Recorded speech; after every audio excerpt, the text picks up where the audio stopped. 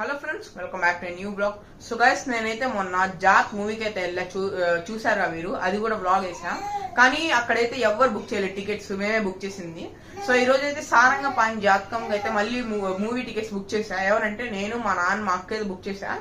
So platinum tickets తీసుకున్నా అనుకున్నా, కానీ అక్కడ ఫుల్ అయిపోయాయి ప్లాటినం టికెట్స్.